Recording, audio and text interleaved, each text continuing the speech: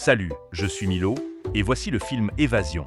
Un jeune homme obsédé par la prison commet une série de crimes. Mais même derrière les barreaux, il ne se satisfait pas de l'abondance de liberté et est déterminé à obtenir des conditions de détention plus strictes. Le film commence avec Anne, un homme nerveux et agité, qui appelle la police. Il signale un vol, puis fonce dans la vitrine d'une banque avec sa voiture. À l'arrivée de la police, il demande calmement à être arrêté. Dans la scène suivante, Anne est en consultation avec Albert, son psychologue. À la fin de la séance, Anne met silencieusement ses écouteurs et s'en va. Après avoir rendu visite à sa mère malade pour jouer à Tetris avec elle, Anne rentre chez elle. Il vague distraitement à ses occupations, entouré des bavardages de sa sœur Abri et du bruit de ses écouteurs pendant le dîner. Frustré par son silence, Aubrey menace de le poignarder avec une fourchette et lui décore la tête de l'étui. Willis. Anne admet ne pas vouloir consulter un psychologue, mais continue d'assister aux séances. Lors d'une visite, Albert demande à Anne si elle rêve de sa femme. Anne répond qu'il veut changer de nom. Soudain, cette décision prend un tournant dans sa vie. Albert lui confie une mission, un exercice psychologique. Il doit choisir un passant au hasard dans la rue et le suivre partout où il va.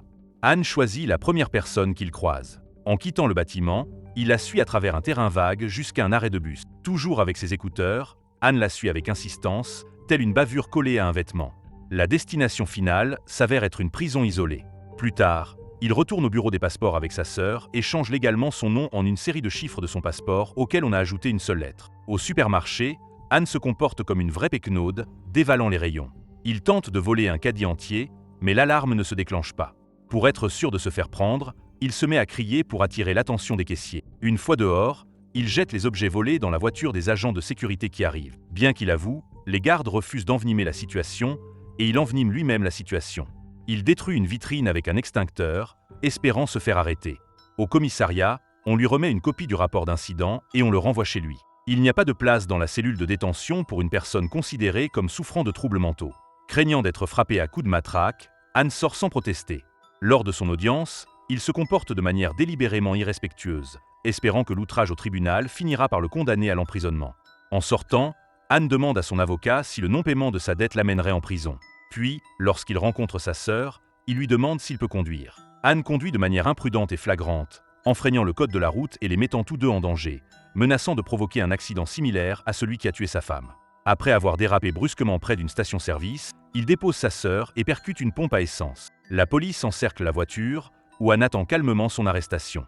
Mais malgré le spectacle, il se retrouve une fois de plus devant le même juge. Le vieil homme, las de ce qu'il perçoit comme une quête d'attention de la part du fou de la ville, le laisse partir. Anne est furieuse. Il proteste et une vive dispute éclate. Le personnel du tribunal est contraint de le séparer physiquement du juge. N'ayant plus d'autre choix, Anne se dirige directement vers la prison, espérant qu'on le laissera entrer.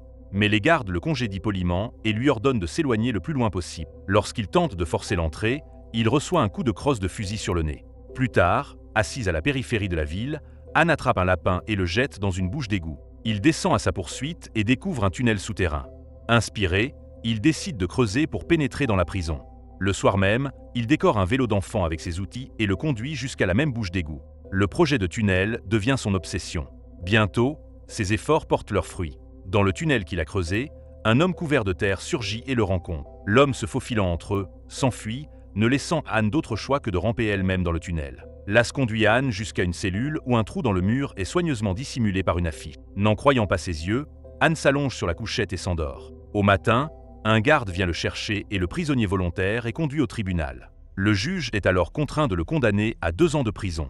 Comme la peine commence le lendemain, Anne rentre chez elle pour se remettre en ordre. Au matin, il se rase la barbe, se peigne et enfile un costume. Aubrey le conduit ensuite à la prison, où ils se disent au revoir. Anne entre au pénitencier, se voit attribuer un numéro de matricule, se fait prendre en photo et reçoit une blouse de prisonnière facultative. Il est ensuite présenté au directeur de la prison, qui lui demande de ne pas causer de problème. Finalement, Anne est conduite dans une cellule où, comme dans un conte de fées, il sera enfermé et vivra heureux jusqu'à la fin des temps. Dans la cour, au cours d'une promenade, il s'assied hardiment avec un groupe de prisonniers.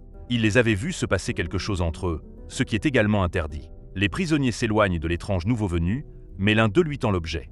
Ils reviennent bientôt avec une foule de détenus en colère, déterminés à donner une leçon à Anne par le langage universel de la violence. Les gardes se précipitent sur le lieu du vacarme et trouvent le nouveau venu, battu, entouré de prisonniers. Lors d'une visite, Aubrey dit à son frère qu'elle va le faire sortir, mais Anne réagit avec colère. Il n'a aucune envie de quitter le confort de son cachot douillet. Plus tard, Anne demande ouvertement aux détenus homosexuels du quartier qui le protègent. En prison, on ne peut pas se montrer aussi audacieux sans quelqu'un pour nous soutenir. Mais il se contente de répéter que les prisonniers n'ont pas le droit de partager une cellule, ignorant toutes les questions implicites. Plus tard, un gardien raccompagne Anne hors de sa cellule. La femme interroge Anne sur la mort de sa femme enceinte, qu'Anne accuse lui-même. Il conduisait au moment de l'accident. Anne veut maintenant être punie pour cela. Elle lui conseille de croire en Dieu et d'attribuer toute chose à une puissance supérieure. Anne est libérée de l'isolement et placée sous la garde de Julian, un nouveau compagnon de cellule. Il n'en est pas ravi, mais il n'a pas son mot à dire. Part ici. Cette nuit-là, Julian invite Anne à participer à une émeute imminente. Julian avoue également qu'il est en prison pour avoir tué son propre fils. Après la mort de sa femme, il n'a plus pu s'occuper de son fils et a cru que mettre fin à ses souffrances était la seule option. Il propose également d'aider Anne à s'échapper. Anne, cependant, préfère la solitude. Grâce à ses relations, Julian obtient un ciseau qu'Anne utilise pour arracher les barreaux et la grille de la fenêtre. Il ramasse soigneusement les débris dans un mouchoir et les disperse de sa poche lors de leur promenade quotidienne. En plus de préparer son évasion, Anne travaille à la blanchisserie de la prison et poursuit ses séances avec le psychiatre au sous-sol. Grâce à ces routines, les journées s'écoulent dans une monotonie lente et répétitive. Une nuit, Anne parvient enfin à sortir une des tiges. Il récupère une corde faite de drap noué et utilise un miroir pour vérifier si la voie est libre. Julian l'aide à se faufiler par la fenêtre. Vêtue uniquement de ses sous-vêtements, Anne se laisse tomber et traverse la cour de la prison en courant. D'autres détenus, inspirés par le tumulte, se joignent à la tentative d'évasion. Bientôt, un garde le rattrape et après une brève lutte, le plaque au sol et l'emmène devant le directeur. Ce dernier réprimande Anne, lui disant qu'en choisissant d'être en prison par vengeance, il perturbe l'ordre naturel et perturbe son entourage. Et cela ne lui plaît pas. En guise de punition, Anne est placée à l'isolement. Sur le chemin, les gardiens lui donnent une leçon de matraque et lui rappellent qu'un réexamen de son dossier approche et que sa peine pourrait être modifiée. Son séjour est rythmé par des repas et des promenades routinières dans une cour bétonnée sans toit, exposée au soleil comme à la pluie. Pendant ce temps, Anne rêve qu'il danse avec sa défunte époux, accompagné des gardes comme danseur. L'influence du Joker et de ses numéros musicaux semble le hanter. Il rêve aussi de son fils à naître. Sa femme était enceinte au moment de l'accident. Finalement, un garde vient chercher Anne, curieux de savoir comment il parvient à faire danser tout le monde autour de lui.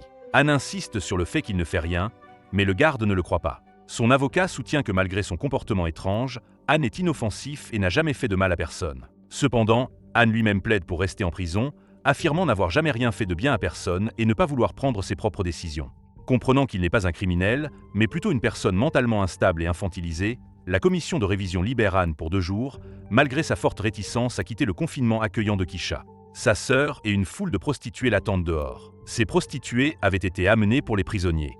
Maintenant libre, en tombe rapidement dans un état d'engourdissement émotionnel, ignorant tout ce que dit sa sœur. Finalement, il fait une dépression nerveuse et, de frustration, casse la vaisselle. La nouvelle d'une émeute en prison le met dans un état de frénésie. Il n'est parti que depuis quelques jours et déjà tout s'écroule. L'agitation menace ses chances d'être réintégré jusqu'à ce que la situation se calme. Prenant ses outils, Anne se prépare à rentrer.